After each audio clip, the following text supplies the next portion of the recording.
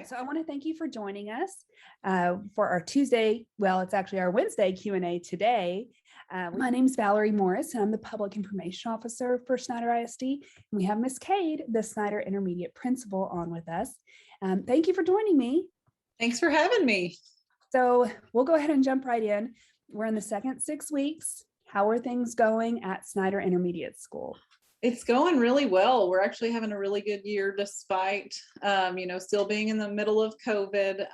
Our test scores, we've been tracking student progress and they are doing well. We really focus on students meeting goals. That's a big thing for us. And so we call them our goal getters. We have lots of goal getters. We've been celebrating those students that are making hundreds on their unit assessments. That's something we are really celebrating this year, and it's been exciting to see how many kids get to come to my office and celebrate when they make 100 on a test. If you've probably seen the video from our 5th grade pumpkin project, that was fun and exciting to watch for the students. We've got some field trips coming up, so we're having a good year despite all of the challenges.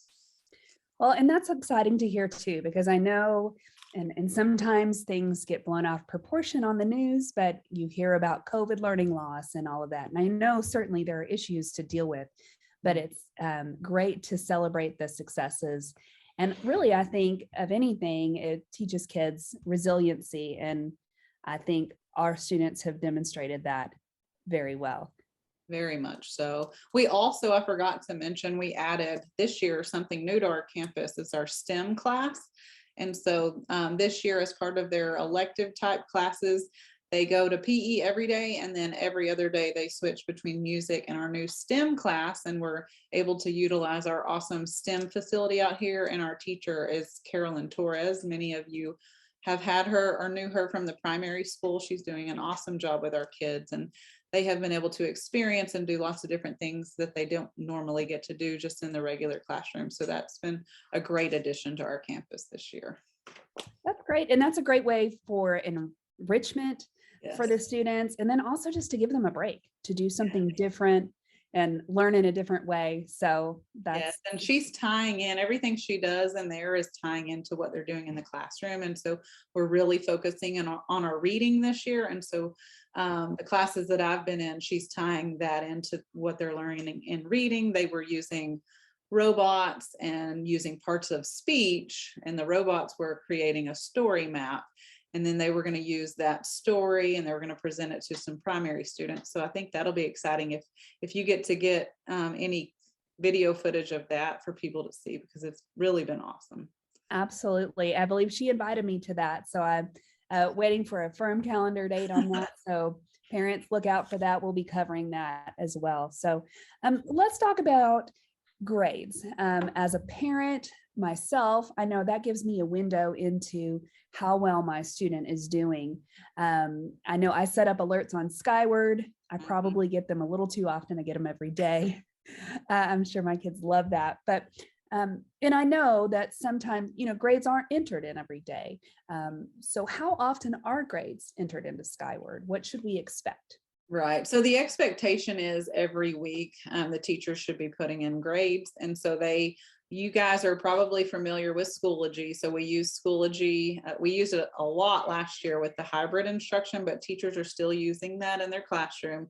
And so they put the grades in there, and then they sync that. Every Friday, they should be syncing that to Skyward. So Skyward is our official grade book. And so if you want to know your student's official grade, you should check your family access. And like Valerie mentioned, you can sign up for alerts. I get mine weekly. So every Saturday morning, I'm checking in with my child on what I can see. I can tell he's missing some things. And so that's when we kind of follow up to make sure we know he's staying on top of it. But once a week, it should be updated. They should be getting at least 2 grades per week for each course that they're in. So if you ever have any questions, you can always reach out to the teacher. I will say that with the syncing between Schoology and Skyward, that has been a growing pain for our teachers. So it doesn't always go perfectly. So if you are noticing, hey, I haven't seen a grade for my kid in this class, reach out to us and we will make sure and get it fixed. That did happen earlier, and it was a simple mistake on the computer. The teacher didn't push the right button. She was taking the grades. They just weren't getting pushed over. So if you ever are questioning that, or you need to know, reach out to us and we will get it fixed. That's good. And I think that recommendation of once a week is a good one, because then it gives the teacher a chance to enter in all the grades. Yes. And if there's ever a question, sometimes I'll go back and we'll cross-reference with Schoology. And if any parents are not really familiar with Schoology, because I know I'm still learning how to use it, I feel like I'm getting the hang of it now. We do have videos on our website about how to use Schoology. And you can go there anytime on the Families and Students tab under the Tuesday Q&A recordings. We have previous recordings of that. You can always call us too. But if you like to learn that way, then we have that available to you. So yes, because most of the time the teachers have those assignments in Schoology. And so if you're able to see your child is missing something, you can see it right there in Schoology and they can get it fixed. Right.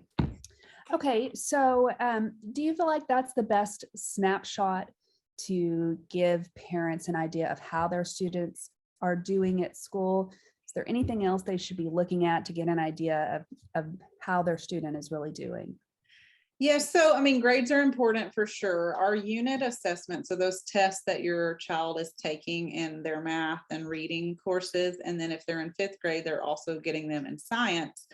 Those are our assessments that are aligned with the STAR test. So if you're curious how they're performing on those tests, those are good grades to look at. So if your child is consistently getting 20s and 30s on one of those tests, you know that they're probably not looking to pass the STAR test and we need to intervene, and we're working with them to get them on track.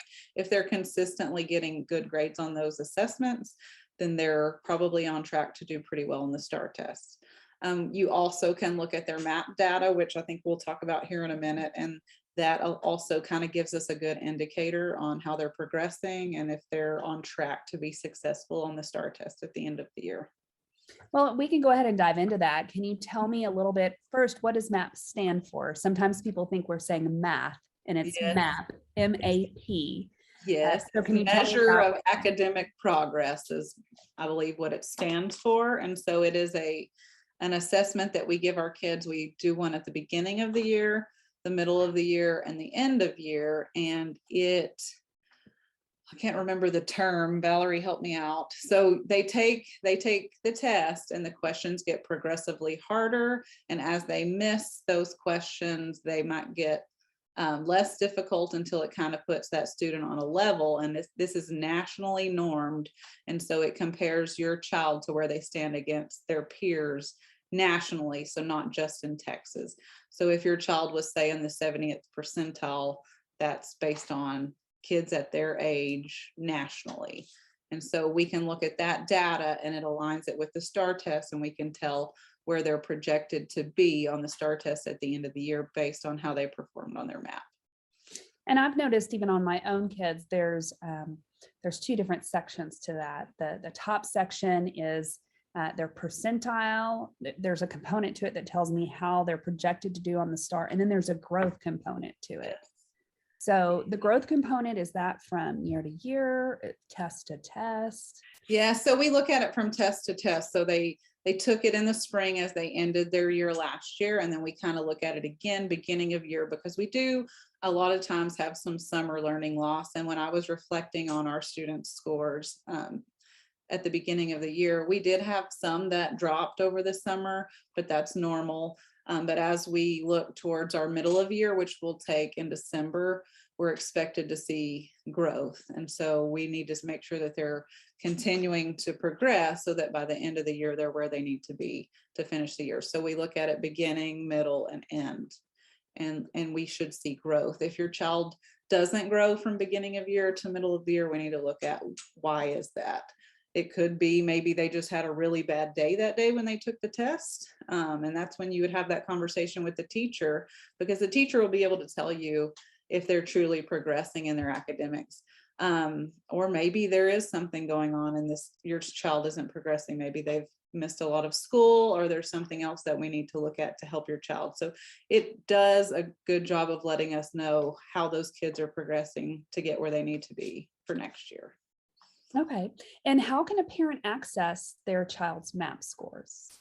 So the teacher should be sharing that with you. We had beginning of year conferences with your teachers, and you should be in contact with them. If they did not send that home with their report cards, we took those at the beginning of the year. So you should have that information. If you didn't get it, please reach out to us and we can get it for you. We'll take it again in December. And so students, that'll be sent home to parents. But if you, for some reason, don't get it or you're unsure, you can always reach out to us and we'll make sure that you get it. Okay.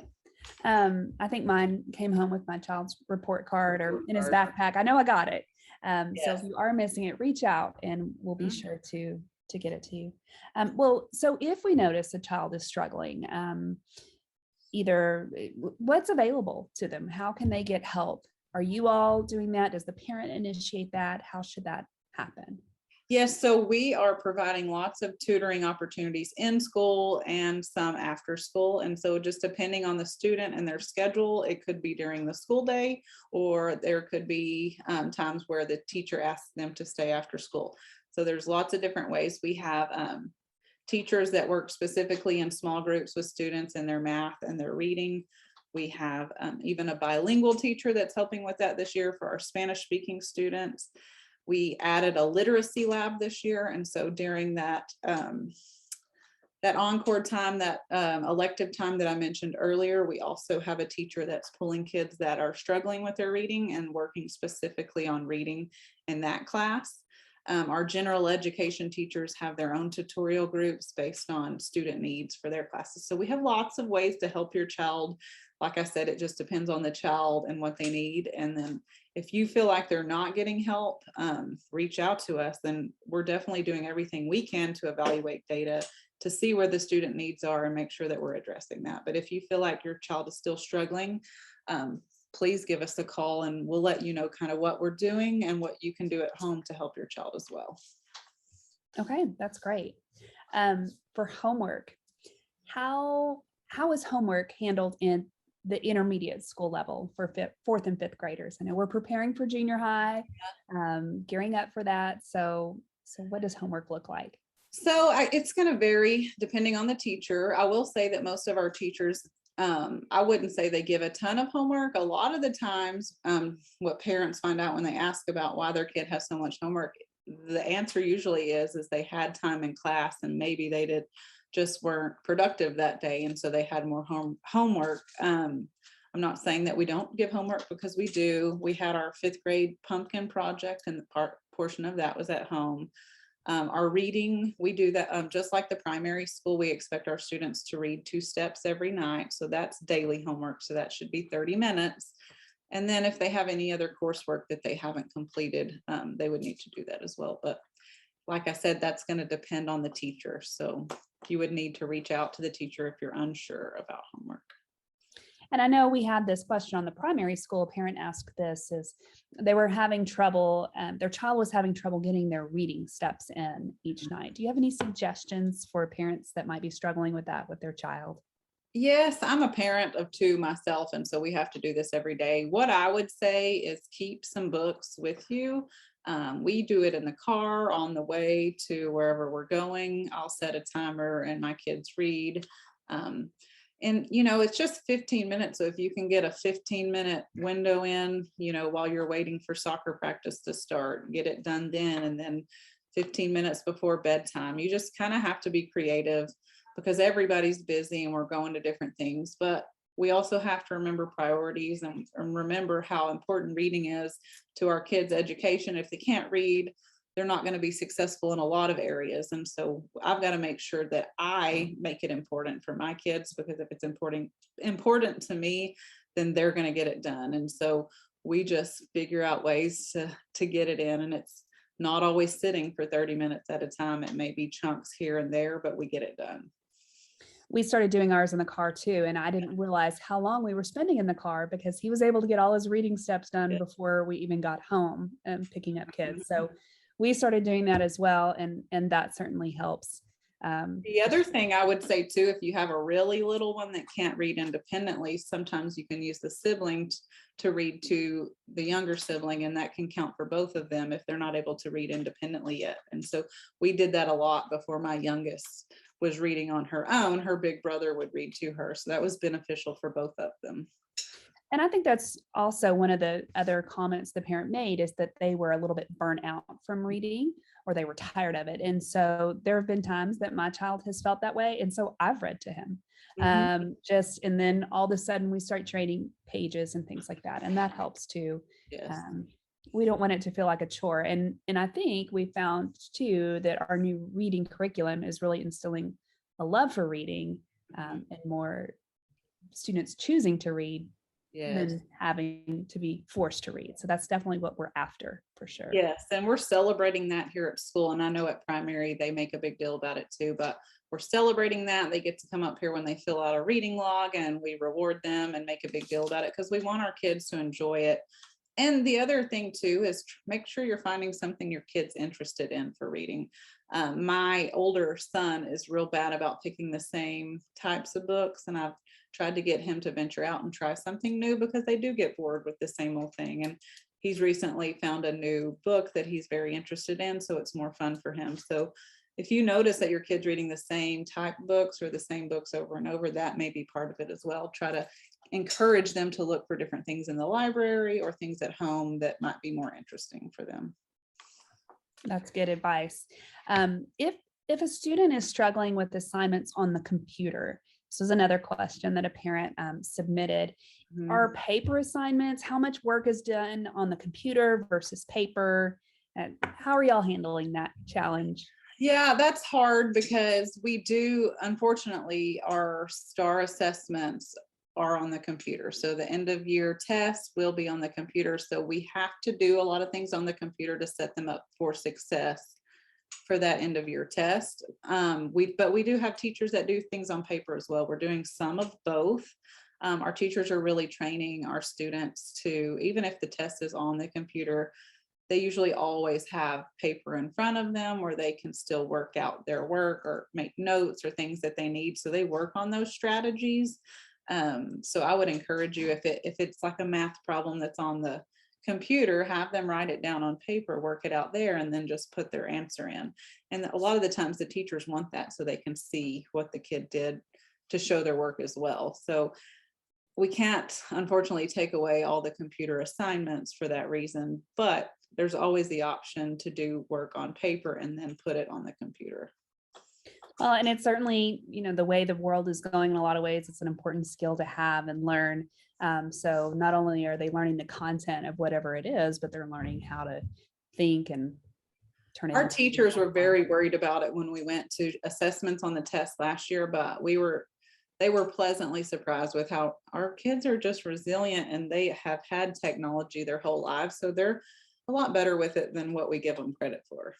I think sometimes we as adults struggle a little more with it than maybe our kids do. So that's definitely for sure.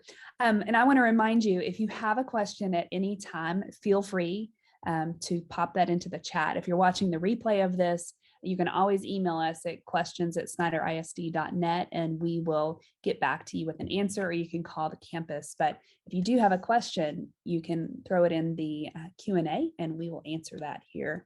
We have about 10 minutes left. So let's talk about UIL. We're in UIL. I know information was sent home to parents, and kids had the option to sign up. Yes.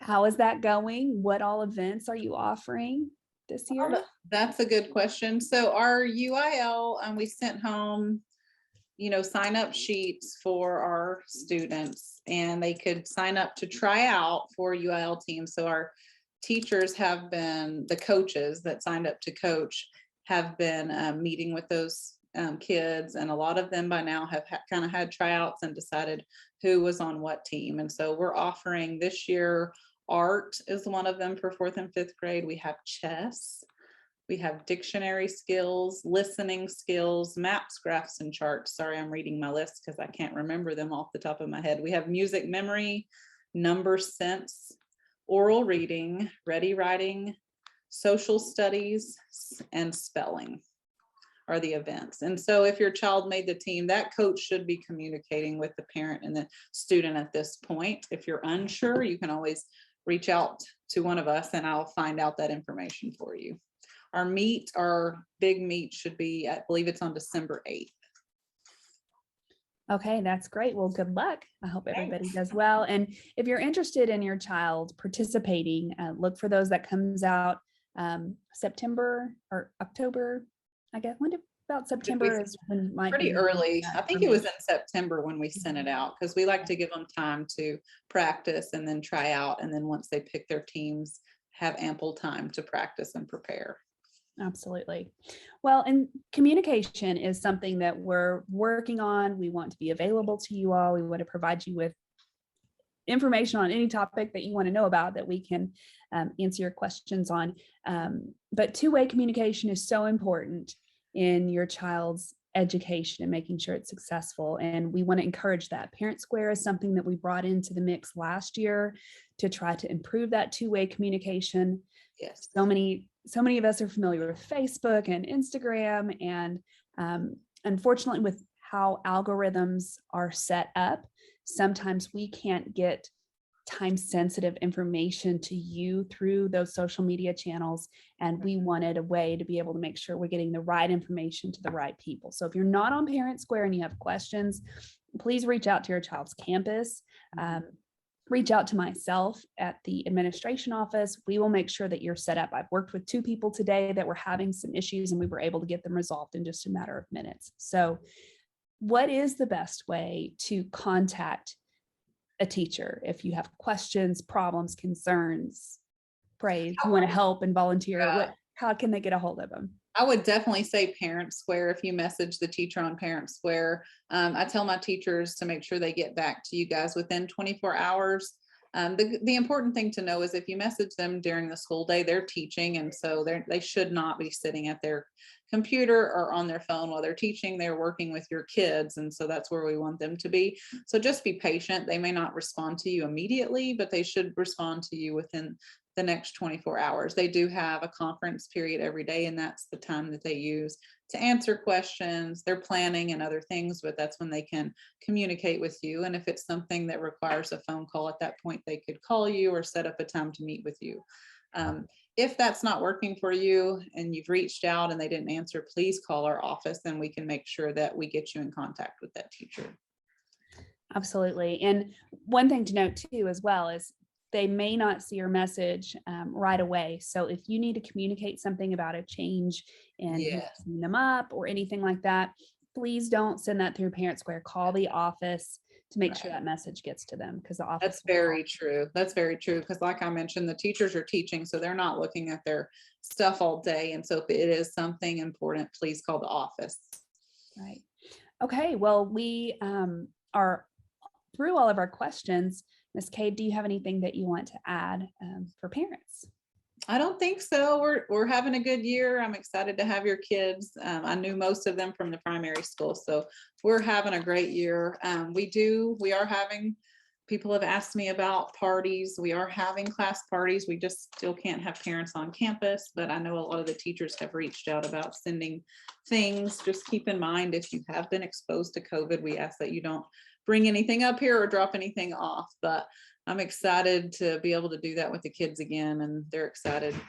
We also have a reward party coming up next Friday for students that have met their goal on behavior this month or this 6 weeks. And that's going to be fun. And we have Red Ribbon Week coming up next week. So I'm sure Valerie has posted some information, and I've shared information on Parent Square about our fun dress up days. So we're having a great time. All right. Well, thank you for everything that you do. And we want to thank our parents who joined us on this video, whether you're watching it live or on the replay. We thank you for being involved in your child's education. So next week, we are going to be having a Q&A with Mr. Murphy from the high school. And then the following week, November 2nd, we will have a Q&A with Mr. Rush from the junior high. Mid-November, I can't remember the date right off my head, we're going to have a Q&A with our safety and security team. And we're going to be talking about safety protocols at the school district and what we're doing to make sure that our campuses are as secure and safe as possible. So if you have any topic suggestions, feel free to email me and we'll get them added. So thank you very much. Have a great day. Thanks.